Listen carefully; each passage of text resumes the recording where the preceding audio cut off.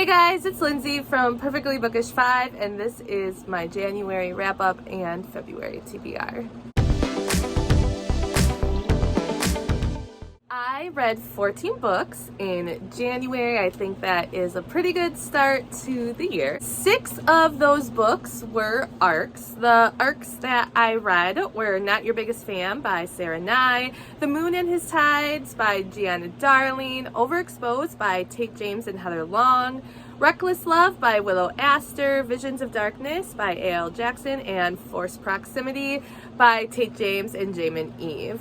Probably out of all of those that I read, arc-wise, I'd say Forced Proximity was my favorite. All these books came out in January. And Forced Proximity is about a group of kids that are going to college. There is a girl and there is a group of, 4 guys? Let's go with 4 guys. And there is something about her, and the guys kind of trick her into a situation where they get forced to room with her. There is a fight, and even though she doesn't get involved, it's kind of seen as she got involved because her friend did something, and they say it is her. She is there when the person looks up instead of her friend because her friend ran away, so she's getting blamed in this situation. And the dean is forcing all these guys to live together, like have them closer so they stop fighting each other, get to know each other, and she gets thrown into the mix as well. So there is this house on campus that they all go to live in, and it is pretty run down and crappy, and she wants to fix it up, like make sure she's living in a nice environment. And this is a why choose story. All the guys have their own thing going on. There is an actor, there's a guy involved in some shady stuff, then there's the head honcho of the school, and then there is the quiet, mysterious guy. And she starts having a bond with pretty much all of them except one of the guys who I didn't like in the story. I like all the other guys except one particular one, the head honcho guy.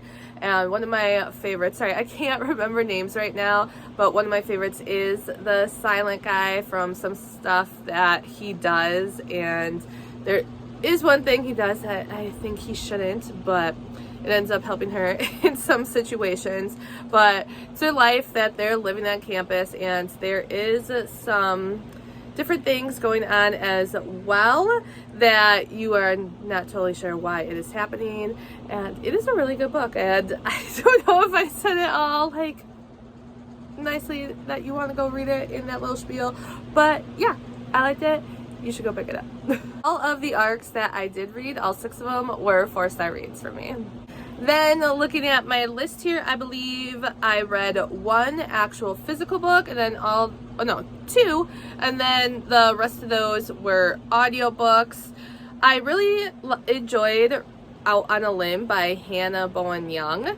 In this story, there is a girl, and she was born with her hands like being different, and then she meets a guy who had his leg amputated from an illness, and they have a night of fun together, and it results in a pregnancy. So here is the situation that's kind of tricky, and when she tells the guy that she is pregnant, he steps up. It's like, come in and live with me. You live in a not so nice place, and I'm going to take care of you and the baby. And she is very thankful for this, and I just really like their relationship. They are fun together, good conversations, and her friends end up being friends with him as well. And it is just a really good story of how they are coming together for this child, but they are actually growing in their relationship as well. So I really enjoyed that. One of the arcs I want to mention that I read, Not Your Biggest Fan by Sarah Nye. It is a football story, and I just love how Sarah kicks off her book sometimes. I don't remember the name, I can't think of it right now, but there is a book that she kicks off and there is an incident with a squirrel. And in this book, it kicks off with a bad incident of eating chicken from a food truck. And it is really, really funny. That's all I'm going to say about it. But there is a bet that is made between our main characters, and they think they're never going to see each other again because this is all being said at a food truck. But funnily enough, they're staying at the same hotel, and he is a famous football player, and she doesn't know it, and he likes that. So he's trying to keep himself incognito. He has a hat on, and he also likes to wear fake mustaches. And part of the bet is if this sort of thing happens, that he owes her dinner. And he actually has someone at the hotel deliver a note to her, and instead of doing dinner, they do a all-day fun excursion together. And he is just loving that he is not known to her. She doesn't follow sports. Even on this day together, she says how she doesn't like sports, especially football, and he plays it. So that's just funny. And his face is all over right now because he is a free agent and he is a really good player, and everyone wants to scoop him up. So they have a fun date together, and their numbers are exchanged, but they don't think they're ever going to see each other again. She is in Wisconsin, and his family is in Ohio, but he doesn't know where he's going to end up right now because he is looking for a new team to join. And they were in New York when they met. He was looking at, the team that was there, and she was there for business. And Sarah is actually from Wisconsin. I'm from Wisconsin as well, so I liked that the story was based there. And they have a lot of funny conversation back and forth through text, and a lot of the story in bulk is some of their conversation. And the one thing that was just a little, I don't know if weird is the right word for me, but the girl's dad is just not overprotective, but he's just overly there. And he's just always showing up at her place, and it got to a point where it got a little annoying for me. But he is just on his own. It's him and his daughter, and he's just always showing up at her place. But this was a fun story, and you can predict what is going to happen at the end, but it's fine because the story was so fun. And just the kickoff, like, even if the vibes aren't for you when you're reading it, you just have to read how they meet and the process it goes through, because it is really super funny. Another book that I really enjoyed, I'm sorry, I didn't actually tell you the other books that I read besides the arcs. 'Tis the Season for Revenge by Morgan Elizabeth. That was a read that my friends and I think it was kind of like our December, January book club read. I didn't read it until later than then, but I figure if I finish it before the day we meet up, then I'm okay. Then How the Villains Ruined Christmas by Serena Valentino, Hex by Emily McIntyre, Desire or Defense by Leah Brunner, When the Moon Hatched by Sarah A. Parker, All the Missing Pieces by Catherine Cowles, and then X's and O's by Kayla Gross. So the book I want to talk about is All the Missing Pieces by Catherine Cowles. This is her latest release, and what happens is there's a girl and her twin sister, and they are at a party. I believe it's the day before they graduate, or it's super close. So they're seniors in high school, and they end up separating at one point, and when the one sister goes to look for the other, she's gone, she's missing, and she is never found. And this prompts the sister who is still alive to go into looking up crimes. Like, she has a podcast where she travels around and she looks at cold cases, and she goes to the towns where this crime has happened, and she tries to talk to people in the town and families to try to see if she can dig up any other information to make it go from a cold case to a solved case. And sometimes she gets people who are, interested in helping because they want to know what happens, and other times there's just people who want to let it be, and she respects that. She travels around in a van so she could just sleep in her car if need be, and everything is just there so she can keep moving from town to town. And it's really cute because she has a cat named Tater, and I always love a good pet in a story, especially a cat. So this one town she goes to, there is actually a survivor, and that rarely happens in the cases that she is looking, but this case was never solved. They never found the person who tried to kidnap her, and she believes that her sister is connected to her case, so she has even more push that she wants to figure out what happened. And she wants to talk to this girl, but ever since the event happened, I think she was a senior in high school or a junior in high school, and she got taken after, was it tennis practice? I think she was an athlete, and her brother was supposed to pick her up, and he was late. The brother happens to be the sheriff of the town, is very protective of his sister, and he feels so guilty about what happened to her because he was not there to pick her up. She was taken. She asked to interview the sister, but she has just been in her home ever since. She works from home. She doesn't leave. There are only about like 2 people that she really trusts and let into her home. Main character respects that. She's like, okay, well, here's my card. If you change your mind, I'm here if you want to talk. But she does try to talk to other townspeople, and she does go on investigating to try to find out what happens.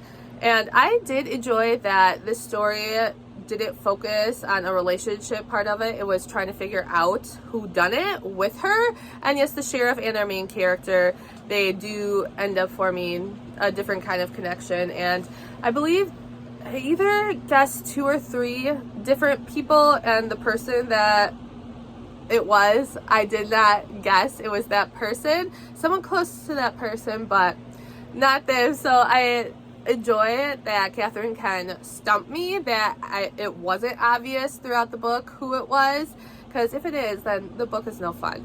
So I enjoyed this story because the characters were great, the story was great, and you are also going on a mystery trying to figure out all the pieces with the characters. I do just want to mention that Visions of Darkness by A.L. Jackson is her first dive into a fantasy book. I've read a lot of her other books before, so it was interesting to see her move on to something else.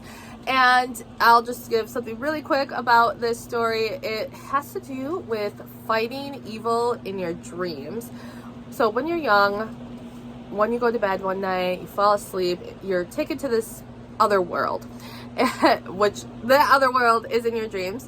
And while you're there in your dreams, you are learning how to fight, because once you hit a certain age, you go into I guess like this forest where all these evil spirits and beings are, and you fight them. Because in the real world, so this forest that they go in, these evil spirits are going into the minds of people in the real world, and they're trying to corrupt them. So they are fighting these creatures because they don't want the bad stuff to happen in the real world. But whatever happens to you while you are dreaming, it comes out when you wake up. So if you get hurt, if you get cut, if you're bleeding, when you wake up, you are going to have those wounds. They are invisible in the dream world, but when you wake up, they are very present and they're there. So our main girl character, her family thinks she is hurting herself. There's a couple times where she woke up, she was hurt really badly while fighting these evil spirits, and her parents are so worried for her, they actually admit her into a facility. And to mention, in this world, there is someone that you are bonded with and that you fight with. You bond at a very young age, and you are together when you are of fighting age, fighting these evil spirits together. And she has a pull to her bond, and you're not supposed to meet up in the real world. It is a big no-no, because they say that is how these evil spirits happened in the first place from way back when. And she keeps calling out for her bond because she is miserable in this facility, and he's like, screw this, I'm gonna go find her. So she has a special ability that other people do not have in her dream world. It is very weird to her. Can't find any information about it, but this causes problems in the real world because then the evil spirits can find her more easily. So it was very interesting that A.L. Jackson went on this journey. I'm glad that she tried something new. I want to say this is a duology. I'm not entirely sure, so please don't quote me on that. But yeah, if you like A.L. Jackson and you want to give another genre of hers a try, then there it is, Visions of Darkness. And I will mention I have a video of a review for A Moon and His Tides by Gianna Darling. It should be the video before this one. Moving into my TBR for February, I have this book, Dishonestly Yours by Kristen Becca Ritchie. I am really far in it. There is about 400 some pages and I'm on 274. And I have been tabbing it, highlighting. I believe I've mentioned I want to annotate more this year, so I'm having fun doing that. And I should have finished this in January, but then all of a sudden the arcs that I had, they were kind of all due at the same time, so I put this on the back burner. And nothing wrong with it. I'm really enjoying it. It's about a con family. There are two families that are conning together. The mothers met, they formed a relationship, and then they both had kids. Is it 3 kids a piece, I want to say? And so they grew up learning the game from their mothers, and they were taught to be cons as well. Our main character's best friend, she wants to start living a straight and narrow lifestyle, and there is this last job that they have together, and something happens. I don't know what happens yet. It hasn't been told, and she's going to be there for her best friend. So she's like, you know what? Let's give this a try. And the best friend's brother, he is our main guy character. He's like, I'm not gonna do this. It's just a phase. I'll go with them to this new town. I'll see what they do, and I'll just ride it out with them until they're over it.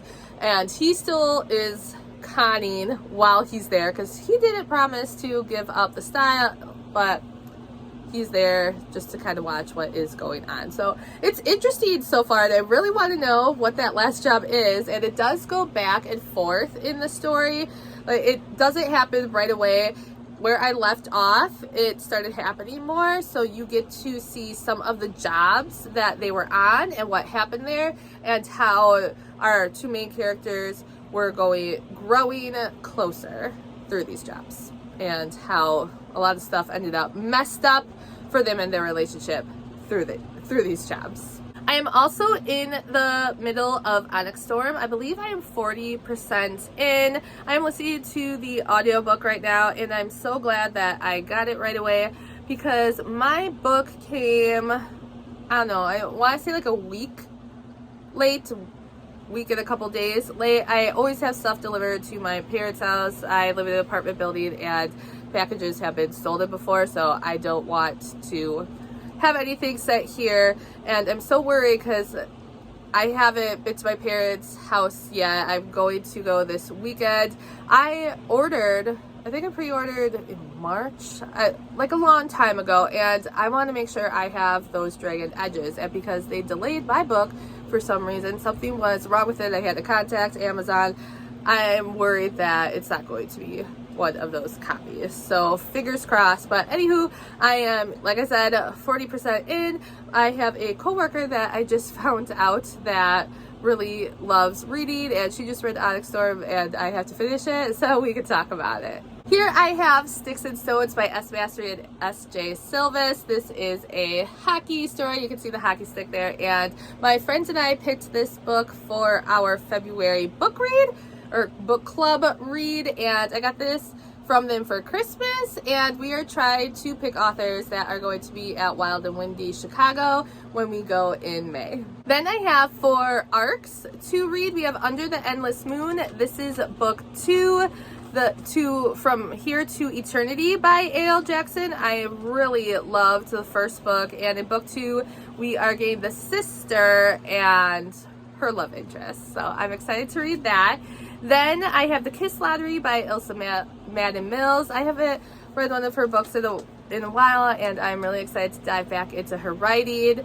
We have Here and Now by Corinne Michaels. This is also book 2. In the first book, we have a guy and girl where she comes to the town to interview the guy. They have known each other, but her company doesn't know that. She's a journalist and he is a hero in a situation, but he will not give an interview to anybody. So she tries to get it from him, but he plays ultimate frisbee with a group of guys and they play against college students, and it's a really fun group. And I believe the other books are about the different guys who play on the team. So I'm looking forward to that one as well.